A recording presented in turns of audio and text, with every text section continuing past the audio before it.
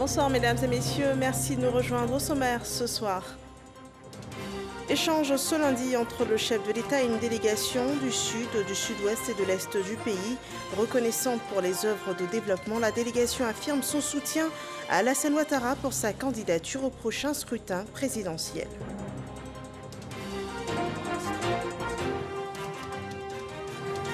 Autre rencontre chez le Premier ministre, une délégation de l'Indénié venue le féliciter pour sa nouvelle nomination, une délégation porteuse d'un message et de bénédiction de Sa Majesté le roi Nanambwa Kwasi III.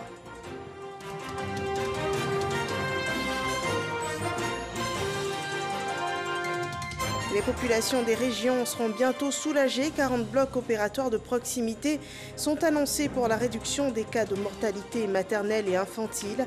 Un projet de construction porté par le ministère de la Santé et de l'Hygiène publique. Bienvenue dans ce 23h. Le président de la République recevait ce jour une délégation des régions du sud-ouest, de l'est du pays et de la Côte d'Ivoire. Rois, chefs traditionnels, ministres, élus et cadres ont exprimé leur gratitude pour les actions engagées pour le développement. En retour, ils souhaitent soutenir la candidature du chef de l'État à la prochaine présidentielle. Les régions ont apporté à Alassane Ouattara 50 millions de francs CFA, une participation à la caution à verser pour la candidature à l'élection d'octobre prochain. Ahmed Bakayoko recevait également ce jour les félicitations des têtes couronnées, des élus et cadres de la région de l'Indénié et du Hablin. Cette délégation a réitéré son appui au chef de l'État, Herman Guivet. Minute de silence. Observé en mémoire d'Amadou Gon Coulibaly, ex-premier ministre, puis ouverture d'audience dans la pure tradition à Caen. Une forte délégation de l'Indénié du Hablin, riche en qualité, tête couronnée et en compétences, ministre, cadre et élu de la région, à la résidence du Premier ministre Ahmed Bakayoko pour lui exprimer son soutien dans l'accomplissement de la mission à lui confier par le chef de l'État, Alassane Ouattara. La délégation de l'Indénié du Hablin est venue vous témoigner de toute leur affection, vous féliciter pour ce que le président de la République vient de vous nommer comme Premier ministre. Vous méritez amplement parce que vous avez gravi les échelons et vous êtes arrivé là où vous êtes. Excellence, le Premier ministre, tous les Indéniés du Hablin, avec les MAN, vous soutiennent dans cette noble mission que le président de la République vient de vous confier. Remerciant la délégation de l'Indénié du Hablin conduite par Sa Majesté Nanambwa Koukwao et un représentant de Sa Majesté Nanambwa Kwasi III, le Premier ministre Ahmed Bakayoko s'est dit honoré d'un tel soutien, rassurant de son engagement et de celui du chef de l'État de renforcer les actions de développement dans toutes les régions de Côte d'Ivoire, y compris dans celle de l'Indénié du Hablin. À vous tous les cadres ici présents, je veux vous dire un grand merci pour cette visite qui me touche sincèrement. Moi et mon épouse, j'ai rendu compte au président de la République. Il m'a demandé de vous dire un grand merci et vous demander de transmettre à Sa Majesté toute son affection, toute sa considération. Et lui dit vraiment merci de venir ici avec cette forte délégation pour nous apporter votre soutien et nous exprimer vos félicitations. Cette cérémonie me fait davantage réaliser les défis qui m'attendent et le poids de mes responsabilités. Les frères qui sont là sont des frères avec qui j'ai des liens naturels très forts. Vous pouvez compter sur moi pour que nous puissions les consolider. Nous souhaitons que le président de la République bénéficie d'un grand soutien de la région, qu'il y ait une forte symbiose. Et je veux porter cela, puisqu'aujourd'hui, comme vous dites, le chef du gouvernement est de chez vous. Donc, vous pouvez compter sur nous. Ensemble, nous allons faire ce qu'il y a à faire pour apporter le développement, le bien-être, relever tous les défis en matière de santé, d'éducation, de routes, d'infrastructures primaires, de base, des besoins des populations, électricité, etc. On va le faire. Parce que si on ne le fait pas, on aura failli. Dieu a voulu, par la volonté du président, que ce soit moi aujourd'hui. Peut-être qu'aujourd'hui, Dieu sait, le président sait que le pays a besoin d'être quelqu'un qui est proche des gens, qui écoute les gens, qui connaît leurs émotions, qui connaît leurs souffrances, qui sait leur parler, pour peut-être plus les rassembler pour qu'ensemble, avec tous les experts qui sont à côté de nous, nous puissions bâtir une nation qui est forte. Je compte sur vos prières, votre soutien. Vous aussi, vous pouvez compter sur moi. Je serai un fils digne. Plus que des échanges formels, une rencontre familiale au cours de laquelle le chef du gouvernement, Ahmed Bakayoko, ainsi que son épouse ont reçu des attributs royaux dignes de leur rang. Une chaise royale, un pagne de chef, une pièce unique conçue sur instruction du roi des Ashantis à la demande des populations de l'Indénié Diablin pour honorer le Premier ministre Ahmed Bakayoko. Une audience marquée du sceau de l'engagement et de la convivialité. L'Indénié Diablin, par la voix de ses porte-paroles, rassure de son soutien au Premier ministre Ahmed Bakayoko et au président Alassane Ouattara. Et à l'issue de cette rencontre, Herman Guivet, notre reporter, a recueilli quelques réactions. L'épouse du Premier ministre vient de l'Indénié Diablin, donc ses parents viennent de là-bas. Donc il est évident aussi que donc, le Premier ministre Ahmed Bakayoko est donc fils de l'Indénié Diablin. Donc il est normal que sa région vienne le féliciter, lui manifester son soutien et dire qu'on travaille avec lui, à ses côtés, bien évidemment pour qu'il réussisse, pour le bien de la Côte d'Ivoire, et aussi dire merci au président Alassane Ouattara qui l'a nommé, donc qui a nommé un fils de la région comme Premier ministre de la République de Côte d'Ivoire. Nous sommes venus pour dire à notre beau que nous sommes avec lui, sommes venus le féliciter et qu'il peut compter sur nous pour la lourde mission que le président de la République a bien voulu lui confier. L'Indénié Diablin, dans sa totalité, a réaffirmé son soutien au RHDP, au président de la République, et a accompagné le Premier ministre dans sa noble mission de conduire le gouvernement de Côte d'Ivoire. Et le roi a réaffirmé qu'il pouvait compter sur l'ensemble des deux royaumes, à savoir le royaume de l'Indénié et le royaume du Diablin. Voilà, c'était la réaction des cadres de l'Indénié Diablin. Ouvrant à présent le chapitre politique de ce journal. Le RHDP prépare l'investiture de son candidat à l'élection présidentielle. Elle est fixée au 22 août prochain. Ce sera donc samedi. Voyons à ce jour où en sont les préparatifs de cet événement politique. C'est avec Alexis Ouedraogo. Ce samedi 22 août, le RHDP procédera à l'investiture de son candidat pour la présidentielle d'octobre prochain. À 4 jours de l'événement, le directeur exécutif était ce lundi sur le site retenu pour la célébration. Nous sommes venus nous enquérir donc de l'état d'avancement des travaux qui doivent être entrepris pour la grande messe qui aura lieu le 22 août à 10 h. C'est surtout une candidature pour signer ce que les Anglais appellent le New Deal avec son peuple. Rien qu'au niveau des commissions, vous voyez la mobilisation. Et nous allons donc essayer de contenir cette mobilisation parce qu'à ce jour, la demande est tellement forte. La majorité des Ivoiriens veut être témoin de ce grand engagement que prend le président Alassane Ouattara. Déjà, les commissions sont à pied d'œuvre. Un peu plus de 100 000 personnes sont attendues. Cette cérémonie d'investiture du candidat du RHDP aura lieu donc au stade Félix Houphouët-Boigny. Un événement dans cet espace, c'est un véritable défi de mobilisation. Les gradins du stade pouvant accueillir jusqu'à 35 000 personnes. Selon les installations prévues, les responsables du RHDP ambitionnent de mobiliser 100 000 militants et sympathisants. Abdoulaye Koné. Alassane Ouattara sera bel et bien le candidat du RHDP pour la première élection de la Troisième République.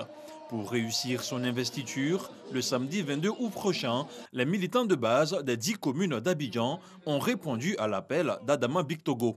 Et c'est la commune d'Adjamé que le premier administrateur du parti a choisi pour lancer le pari de la mobilisation. Aujourd'hui, je suis venu leur dire que face à la minorité bruyante, il faut que la majorité silencieuse sorte le 22 août pour montrer à l'opinion nationale et internationale que la grande majorité est RHDP et que la grande majorité est pour la candidature du président Alassane Ouattara et va donc se donner les moyens de faire gagner Alassane Ouattara par son engagement et sa mobilisation. Et c'est ce que vous constatez aujourd'hui ici à Adjamé.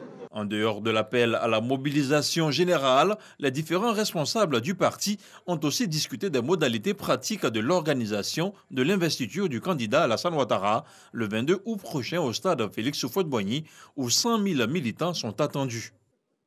L'élection présidentielle est fixée au 31 octobre prochain. En prélude, Liramata Bakayoko rassemble les femmes de la région du Nzi pour le compte de son parti, le RHDP, des femmes qu'elle a rencontrées à Dimbokro et dont elle a félicité l'engagement au cours des différentes étapes du processus électoral. Le reportage de Cheikh Koné. Comme stratégie pour ratisser large au cours des opérations de révision de la liste électorale et du parrainage citoyen, les femmes de la région du Nzi ont lancé la campagne « Une femme, 5 voix », opération qui a connu un franc succès. Liramata Bakayoko, coordinatrice régionale du Rassemblement des Oufoutistes pour la démocratie et la paix, RHDP, en charge des femmes, a salué cette forte mobilisation. Nous avions mis les femmes en mission pour le parrainage et elles ont fait un travail formidable. Elles ont investi les différentes villes de la région du Nzi, les villages, les hameaux, et elles ont obtenu un nombre important de parrainages, au-delà du pourcentage exigé par la commission électorale indépendante. Il était important que nous venions leur exprimer notre gratitude, leur dire merci. La coordonnatrice régionale du RHDP a exhorté les femmes à maintenir la flamme de l'espoir suscitée par le RHDP en boostant les actions de mobilisation qui conduiront le candidat du parti, Alassane Ouattara, à une victoire éclatante au soir du premier tour de l'élection présidentielle du 31 octobre prochain. C'est dans une ambiance de fête que les femmes du RHDP ont exprimé leur choix à leur coordonnatrice régionale. Pour la circonstance, elles sont venues de partout, d'Imbokro, Bokanda et Kwasi-Kwasi-Kro. Dans cette atmosphère électorale, la population est invitée à cultiver la paix et la cohésion, des valeurs auxquelles adhère la jeunesse du Cavali, après des sessions de sensibilisation menées par la ministre Anne Ouloto, par ailleurs présidente du conseil régional du Cavali, suivant le témoignage de Sidonie Davila. Ils sont pour la paix, rien que la paix dans leur région, et ils entendent y contribuer. Les jeunes du Cavali l'ont clairement exprimé à la présidente du conseil régional du Cavali lors de leurs échanges. Anne Ouloto salue l'engagement des jeunes qui sont pour la plupart issus d'organisations de jeunesse de partis politiques en faveur de la paix. Notre région a souvent été assimilée à une région chaude, une région où on a souvent affaire à des violences, où on a souvent affaire à une jeunesse irresponsable. Mais la jeunesse du Cavali a démontré qu'elle est une jeunesse responsable. Pour aider ces jeunes, Anne Ouloto prévoit un fonds de financement de 100 millions pour leur insertion sociale ainsi que le démarrage des grands chantiers dans la région du Cavali. J'ai pris l'engagement pour ma part, ainsi que les élus de la région, de les accompagner, de les soutenir pour que cette élection présidentielle d'octobre 2020 soit une élection sans violence. Une élection sans violence dans le Cavali, une élection sans violence dans notre pays. Son message de paix en vue de la cohésion sociale, obtenu après les crises dans le Cavali, la présidente du conseil régional, Anne Ouloto, entend le partager avec toute sa population. Pour ce faire, une vingtaine de motos ont été offertes aux chefs traditionnels et aux chefs de communauté avec qui elle a aussi échangé lors de sa visite dans la région dans le cadre de la première session du conseil régional. Et des jeunes qui s'engagent à agir pour la paix après les vives manifestations de la semaine dernière. La ville de Beaunois ne fut pas épargnée. Le 13 août dernier, son commissariat fut détruit, d'autres dégâts matériels et un décès sont enregistrés. Pour calmer la tension, Eugène Akaouélé, le président du conseil régional du Sud Comoé, s'est rendu chez le roi. Franck Quadio rapporte l'entretien. Après les heurts entre manifestants et forces de sécurité à Beaunois le jeudi 13 août dernier, des manifestations qui ont eu pour conséquence une perte en vie humaine et l'incendie du commissariat de la ville, c'est le retour progressif au calme et à la reprise des activités. Tous aspirent à la paix. Nous, ce qu'on veut, on veut la paix. On est fatigué de courir. Ou nous, on est fatigué de courir. Nous, on veut la paix seulement. C'est seulement nous, on veut. Et pour mieux contribuer à la décrispation, les fils de la région s'impliquent. Une visite alors d'une délégation conduite par le président du conseil régional du Sud Komoué, Eugène Aka Awole, venu rencontrer la royauté Abouré, garant de la tradition. En réalité, lorsque les événements que vous connaissez se sont produits, j'étais à mission au nord et au centre de la Côte d'Ivoire. Rentré à Abidjan, et ayant eu diverses informations concernant ces événements, l'élu que je suis se devait avec d'autres cadres. Nous avons pris acte de la version que la cour royale, les deux cours, je dirais, Bonois et Mossou nous ont donné.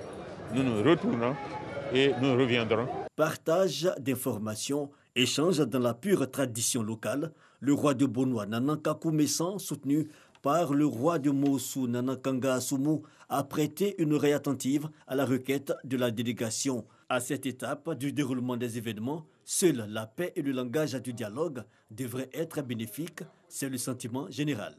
Avec le temps, j'espère qu'on pourra s'entendre et puis bon, tout va aller dans du mieux. On va essayer de les rencontrer, de les parler, de sensibiliser encore plus pour ne pas que demain il y ait encore ces débordements. Exhortation donc au calme. Les échanges entre les fils du pays Abouré sont appelés à se poursuivre pour l'entente et une paix sociale durable dans la région. Voilà l'appel au calme des autorités et des élus locaux s'entend sur tout le territoire ivoirien. À Gagnoa, capitale de la région du Go, le député Abel Djouré appelle les communautés et la jeunesse des partis politiques à la retenue et à la cohésion sociale. Soro Corona. La ville de Gagnoa, région du Go, a été secouée le jeudi dernier par des violentes manifestations. Manifestations des partis de l'opposition qui ont viré à des affrontements communautaires dirigés par des jeunes. Ces violences ont malheureusement occasionné un mort, plusieurs blessés et d'importants dégâts matériels. Pour appeler les jeunes à la retenue afin de ramener la quiétude dans la cité du fromager, Abel Djouré, fils de la localité, a initié une série de rencontres. Des échanges qui ont permis au PCA de la Sodexam et aux chefs des différentes communautés de fumer le calumet de la paix, d'entretenir la cohésion sociale et la cohabitation pacifique. À tous les jeunes de tous les bords, de faire en sorte qu'il y ait la cohésion à Gagnoa pour que les jeunes puissent profiter de tous les projets de développement mis en place par le gouvernement. L'honorable a eu le temps et le courage de venir nous croiser pour nous parler de paix, de nous dire que non, la violence n'arrange rien, que notre avenir se trouve dans la paix. Pour Abel Djouré, tout le monde doit travailler pour renforcer les bases de la paix pour des élections apaisées. Nous sortons d'une rencontre avec la jeunesse du RHDP, avec la jeunesse des partis de l'opposition. Et nous apportons notre soutien à tous les blessés. Nous inclinons devant la mémoire de celui qui est décédé. Et cela n'est pas dans la ligne du président Alassane Ouattara. Qu'un Ivoirien perde la vie de cette façon. L'élu local a animé un meeting à Brilly, village de la sous-préfecture de Bayota. Les populations des villages de ces sous-préfectures ont apporté leur soutien à la candidature du président Alassane Ouattara. Ce cadre du RHDP a rassuré les populations de la légitimité, de la légalité de cette candidature conformément à la Constitution de 2016. À présent, ce communiqué du ministère de l'Éducation nationale, de l'enseignement technique et de la formation professionnelle. Il porte à la connaissance des parents d'élèves que l'opération d'affectation en ligne des élèves en classe de 6e au titre de l'année scolaire 2020-2021 débutera le vendredi 21 août 2020 à 23h59 et prendra fin le 5 septembre 2020 à minuit sur toute l'étendue du territoire. À cet effet, ils sont invités à procéder eux-mêmes à l'affectation de leurs enfants à partir de leur téléphone portable en envoyant par message DOB au 99 91 et en suivant les instructions. Un communiqué signé du ministre par délégation par le directeur de cabinet du dit ministère. Voyons à présent l'évolution de la pandémie de coronavirus sur le sol ivoirien.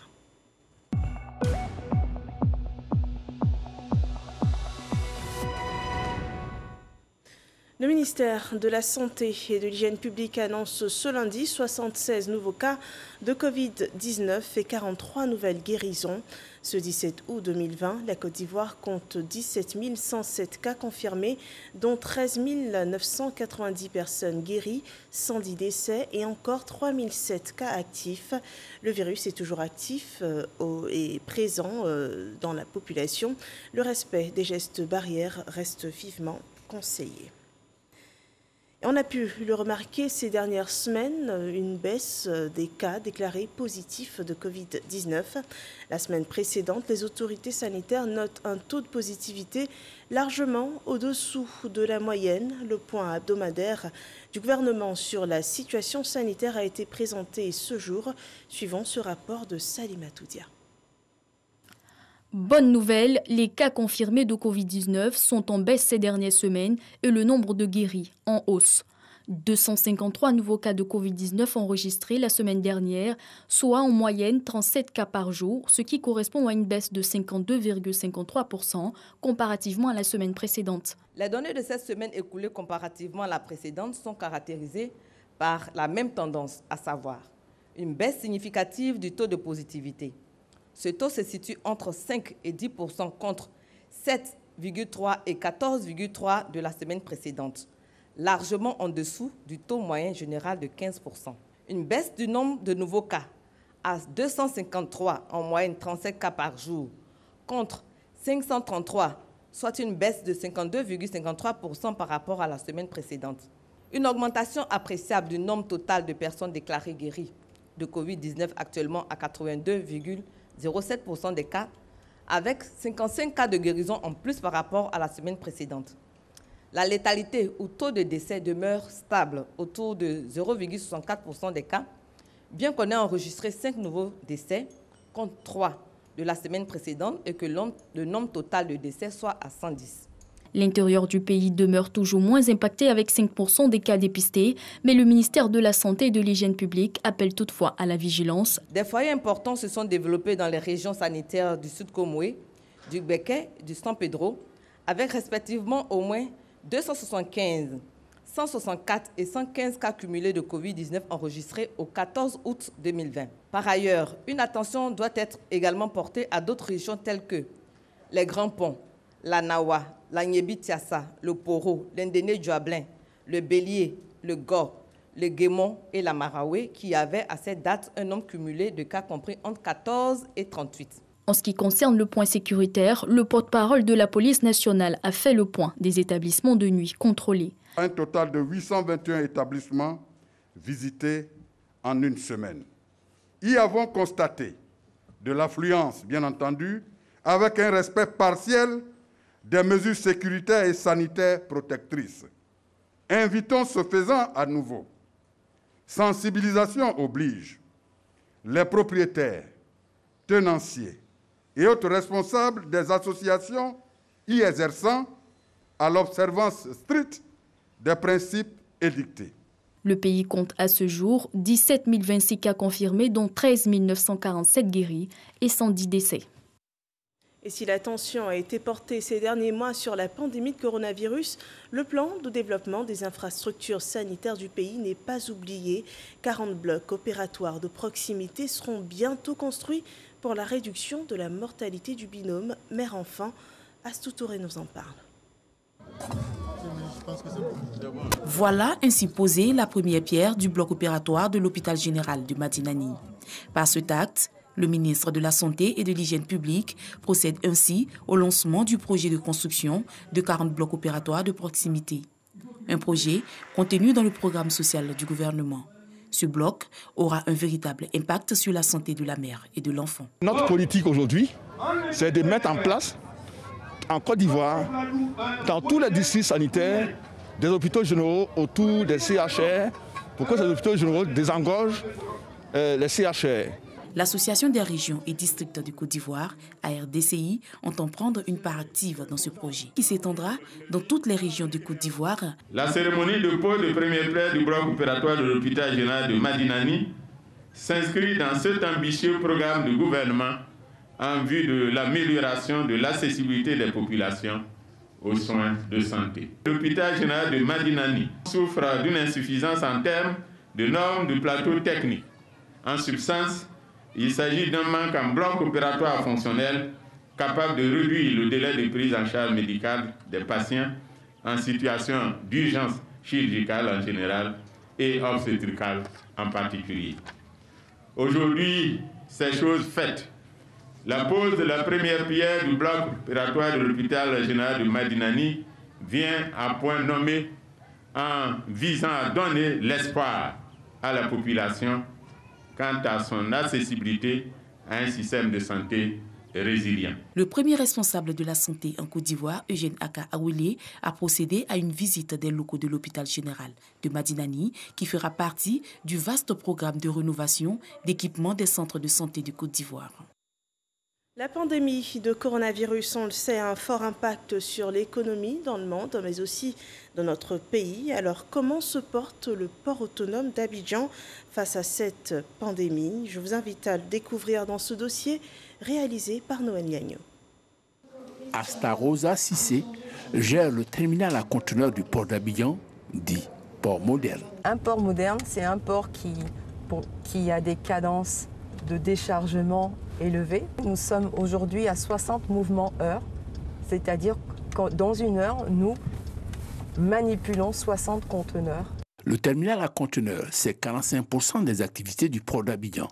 Un port prisé par les armateurs en raison des avantages comparatifs de la Côte d'Ivoire. Nous exportons énormément grâce aux campagnes successives du cacao, du cajou, du coton, de la mangue, de la banane. Et c'est ce qui nous permet de pouvoir avoir deux touchés et que l'escale d'Abidjan soit une escale prisée. Offrir deux touchés, c'est bien, mais élargir le canal de Vlidi, l'approfondir pour rendre le port accessible aux navires de la nouvelle génération est mieux. Il s'agissait donc de créer des infrastructures à même d'accueillir les grands navires, des navires aujourd'hui qui font 16 mètres de tirant d'eau, alors que les quais du port ne peuvent accueillir que des navires de 11 mètres 50 de tirant d'eau.